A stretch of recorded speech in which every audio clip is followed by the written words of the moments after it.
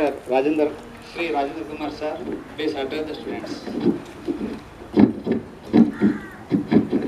Thank you sir.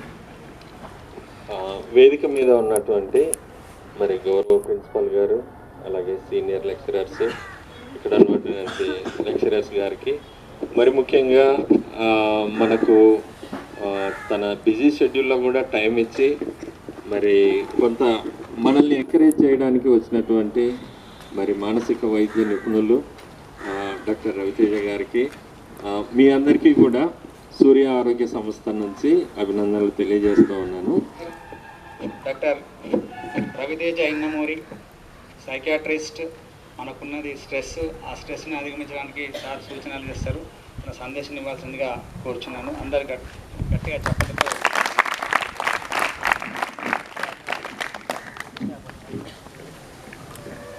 Principal సార్కి, college faculty members and my dear friends, good morning. Fighting spirit అన్నారు కదా, గట్టిగా వినిపించాలి, సరిపోదు. Okay, good morning. ఒక మానసిక ఆరోగ్య ఎక్స్పర్ట్గా, ఒక మెంటల్ హెల్త్ ఎక్స్పర్ట్, ఒక సైకియాట్రిస్ట్గా ఒక కాలేజ్కి రావాల్సిన అవసరం ఏముంది? ఎవరైనా చెప్తారా? ఎందుకు వచ్చాను నేను? సో నేను ఇక్కడికి వచ్చిన తర్వాత నాన్నేమో లేదు, ఎక్కడికి వెళ్ళేది లేదు, ఇక్కడే ఉండు అంటే, నేను సరే సరదాగా కూర్చుందాం, హాస్పిటల్లో చూసి పేషెంట్స్ చూద్దామని.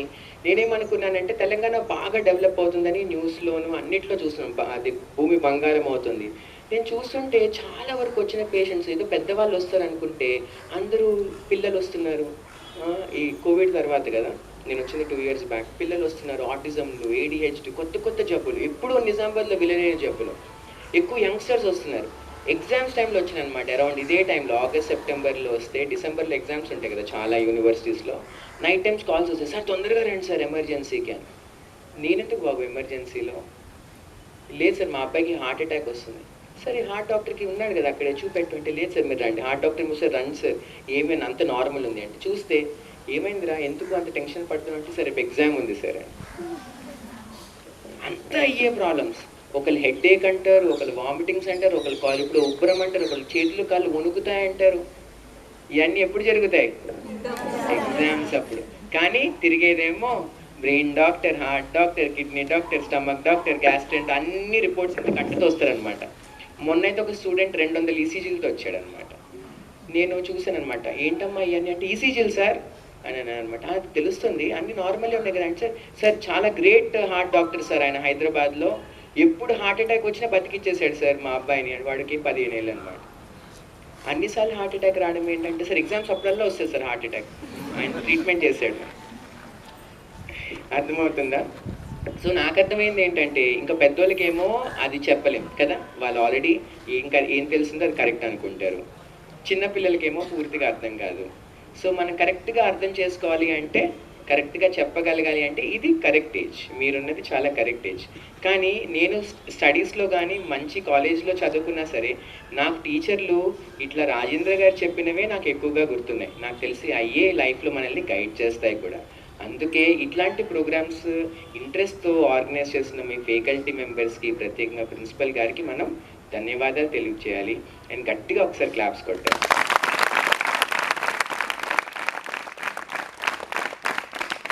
సో ఫస్ట్ ఆఫ్ ఆల్ ఈ అన్నిటికీ మూల కారణం స్ట్రెస్ కదా.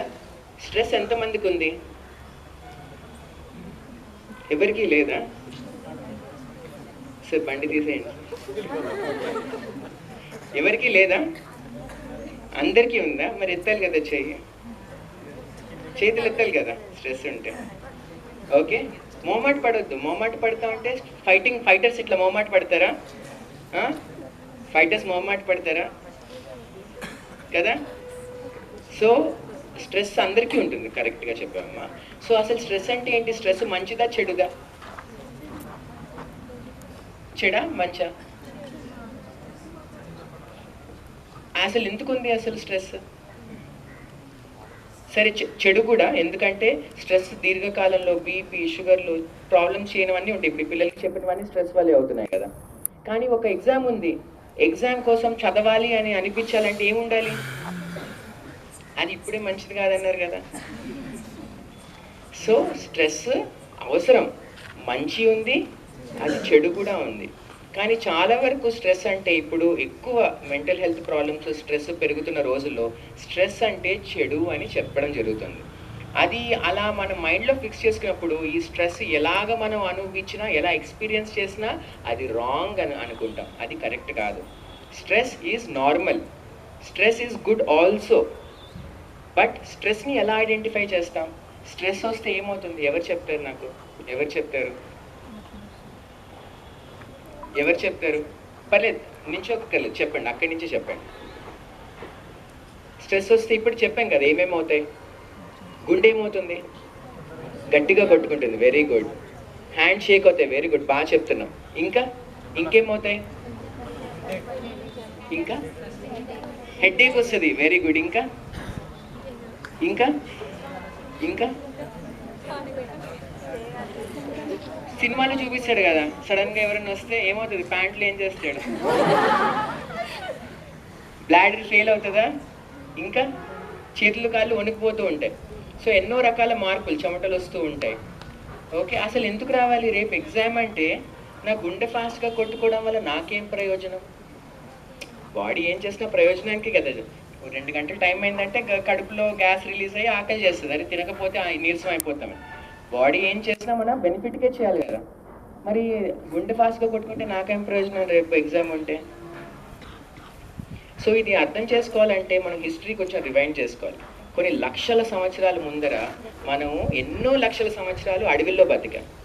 కొన్ని వేల సంవత్సరాల్లోనే మనం ఇలా సివిలైజ్డ్ వరల్డ్లో బిల్డింగ్స్లో బ్రతుకుతున్నాం కదా. అప్పుడు స్ట్రెస్ అంటే రెండు విషయాలు. ఒక పులి కానీ సింహం కానీ మనల్ని వేటాడుతుందా, మనకి ఫుడ్ ఎక్కడ దొరుకుతుంది కదా, అర్థమవుతుందా? సో పులి కానీ సింహం కానీ మనం ముందర వస్తే ఏమేం మార్పులు జరగాలి? గుండె ఎలా కొట్టుకోవాలి? ఫాస్ట్గా కొట్టుకోవాలి. చేతులు కాళ్ళు ఎలా ఉండాలి? వణుకుతూ ఫాస్ట్గా పరిగెత్తాలి. శ్వాస ఎట్లా ఉండాలి? ఫాస్ట్గా బ్రీతింగ్ తీసుకోవాలి. సో ఇట్లా ట్రైన్ అయిన బాడీ ఈ రోజు కూడా స్ట్రెస్ అంటే అలాగే రెస్పాండ్ అవుతుంది. అర్థమవుతుందా? ఇప్పుడు కూడా కోతులు దగ్గరికి నిన్ను చూస్తుంటే మనలాగే పడుకుంటూ ఉంటాయి. నిన్న నైట్ కేసు వస్తే 1 o'clock నేను వస్తుంటే 10 మంది కోతులు ఇంటి షెడ్ పైన కింద కుక్కలు ఉన్నాయని చెప్పి ఇలా వాటేసుకొని ఇట్లా ఇట్లా ఇట్లా పడుతున్నాయి అనమాట. మనలాగే పడుకుంటున్నాయి పాపం అనుకున్నా కదా. సేమ్ మనలాగే కదా. లేకపోతే మనం చాలా మారిపోవాలి కదా. మనకి ఇన్ని వేళ్ళు కూడా అవసరం లేదు, ఫోన్ కొట్టడానికి ఒక వేలు ఉంటే సరిపోవాలి ఇప్పటికల్లా కదా. సో కానీ మన బాడీ అంతా ఫాస్ట్గా మారదు కదా కదా. సో ఎట్లాగా ఇప్పుడు కూడా అలాగే రెస్పాండ్ అవుతుంది. సో మనం ఆ టైంలో ఏదైనా ఫుడ్ ఎక్కువగా తింటాం అనమాట. బిస్కెట్లు, చాక్లెట్లు, ఐస్ క్రీమ్ తిన్న వాళ్ళకి ఏమవుతుంది? లావ్ అయిపోతారు. ఎందుకంటే స్ట్రెస్ వల్ల ఏంటి, ఆ టైంలో ఏం తిన్నా సరే కొవ్వుగా మారిపోతేనే మనం ఎక్కువ కాలం బ్రతుకుతాం. ఎందుకంటే ఫుడ్ దొరకట్లేదు కదా. చాలామంది స్ట్రెస్ అయింది, లావ్ అయిపోయాం, ఇంటర్మీడియట్ అయిపోగానే చాలామంది లావ్ అయిపోతారు. ప్రిపరేషన్లో ఉన్న వాళ్ళు బాగా సన్నగా అయిపోతారు, బాగా లేకపోతే బాగా అవుతారు. మెస్ బాగాలేకపోతే సన్నగా అయిపోతారు, మెస్ బాగుంటే మరీ లావ్ అయిపోతారు. అంతేనా? సో ఆ మార్పులు ఇలాగా ట్రైన్ అయిన బాడీ ఇప్పుడు కూడా చూపిస్తుంది.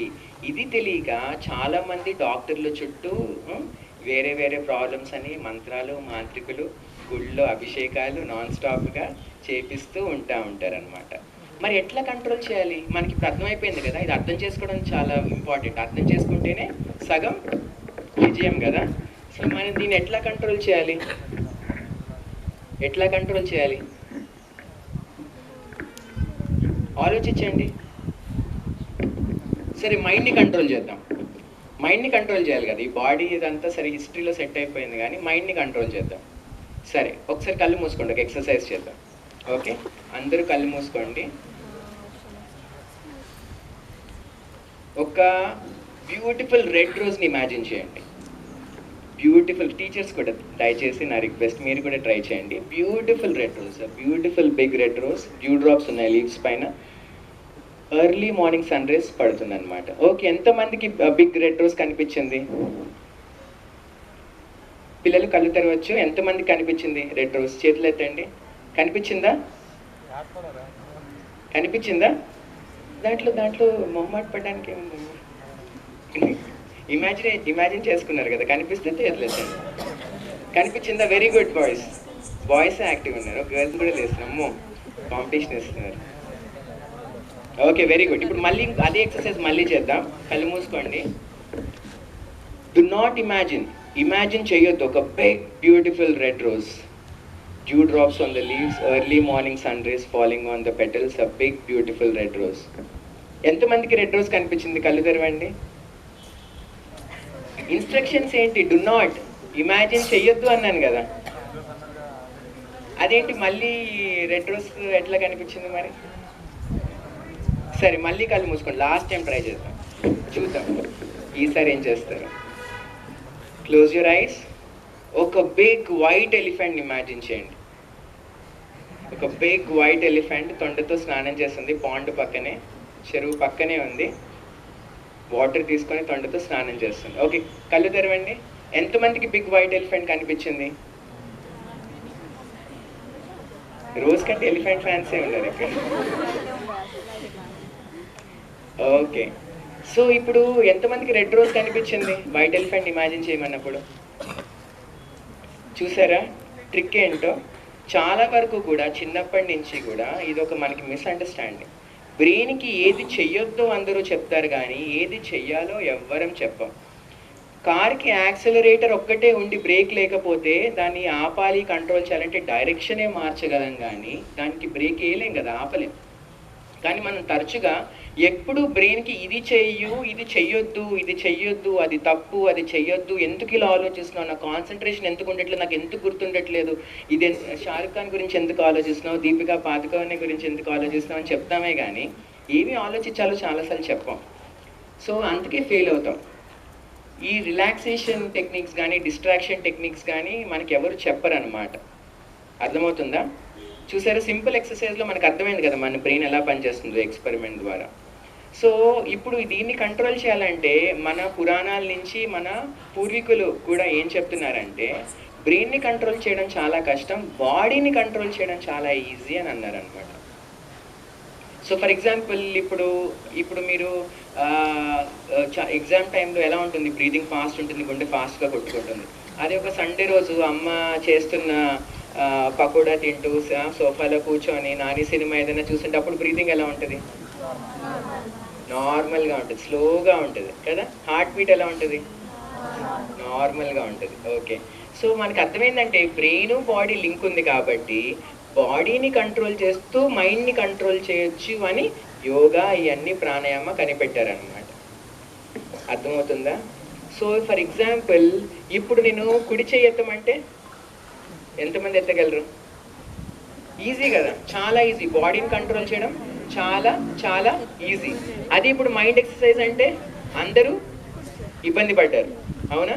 సో ఒక చిన్న ఎక్సర్సైజ్ చెప్తాను. సో ఇది స్ట్రెస్ సైన్స్ మీరు కనుక్కున్నప్పుడు ఈ ఎక్సర్సైజ్ బాడీని సింపుల్ టెక్నిక్స్తో కంట్రోల్ చేయగలిగితే మైండ్ ఆటోమేటిక్గా రిలాక్స్ అయిపోతుంది. సో మీరందరూ ఎగ్జామ్స్ టైం అప్పుడు కూడా కాన్సన్ట్రేషన్ లేనప్పుడు కూడా మనసు స్థిరపడాలి అంటే చిన్న టెక్నిక్ చేయడం వల్ల స్ట్రెస్ అనేది ఈజీగా అధిగమించవచ్చు. ఆ స్ట్రెస్ని అధిగమించిన బ్రెయిన్ ఇన్ ద మూమెంట్ ఉంటుంది. మూమెంట్లో ఉన్న బ్రెయిన్ పర్ఫార్మెన్స్ ఎప్పుడు పీక్లో ఉంటుంది. బెస్ట్ పర్ఫార్మెన్స్ ఎప్పుడు ఇవ్వగలుగుతాం? మనం రిలాక్స్డ్ మైండ్ సెట్లో ఉన్నప్పుడు ఇవ్వగలుగుతాం. అది లేకపోవడం వల్లే పిల్లలు ఎగ్జామ్స్ ముందర టెన్షన్, ఎగ్జామ్స్లోను బ్లాంక్ అవుట్ అయిపోతుంది, నేను చదివా నాకేం గుర్తు రావట్లేదు అంటారు. ఎగ్జామ్స్ తర్వాత కూడా టెన్షన్ పడుతూ ఉంటారు. ఎప్పుడు టెన్షన్ పడుతూ ఉన్న పిల్లలు ఏం చేస్తారు? ఒకరోజు డిగ్రీ అయిపోగానే లేకపోతే డిగ్రీలో ఉన్నప్పుడే ఫ్రెండ్స్ ఏం చెప్తారు?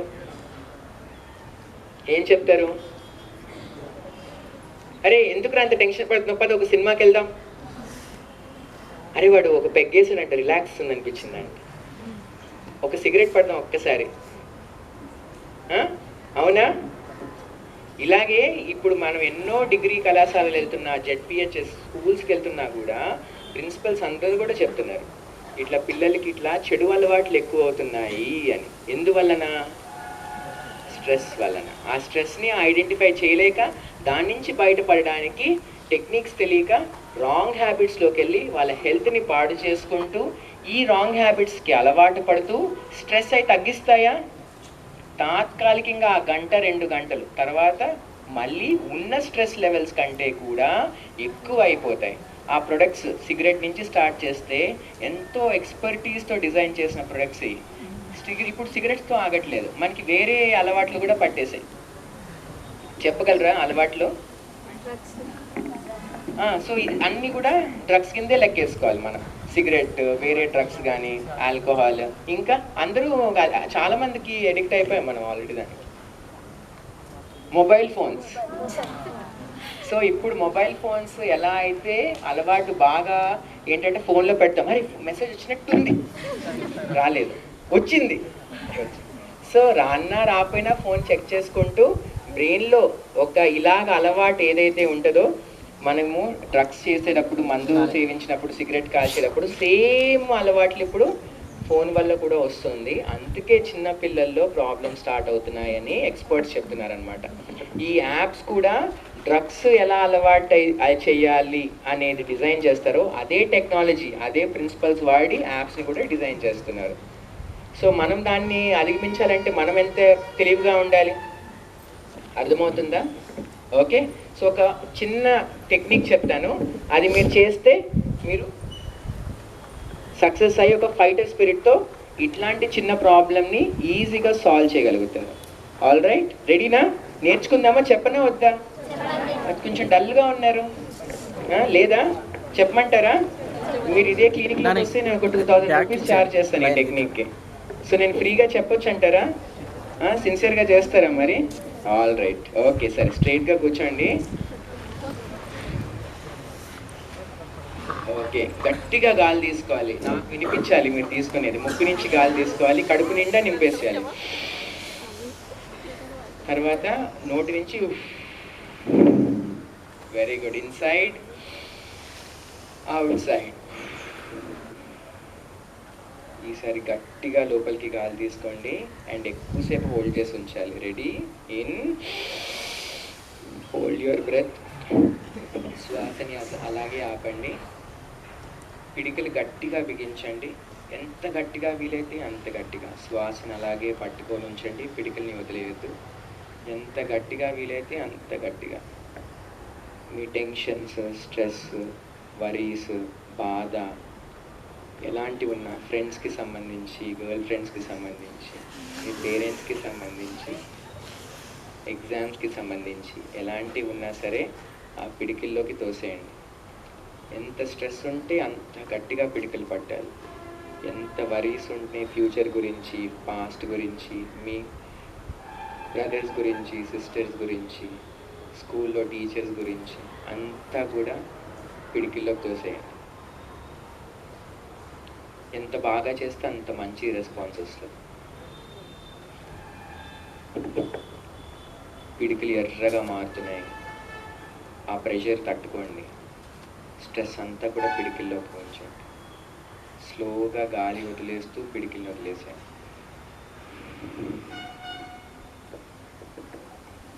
కళ్ళు మూసే ఉంచండి. కొంతమంది ఫస్ట్ టైం కాబట్టి క్యాచ్ చేయలేకపోయారు, ఇప్పుడు బాగా చేయండి. Very good. బ్రీతింగ్ పైనే ధ్యాస. గాలి లోపలికి, బయటికి, లోపలికి, బయటికి. గట్టిగా గాలి తీసుకోండి, కడుపు నిండా గాలి. శ్వాసని ఆపేసేయండి.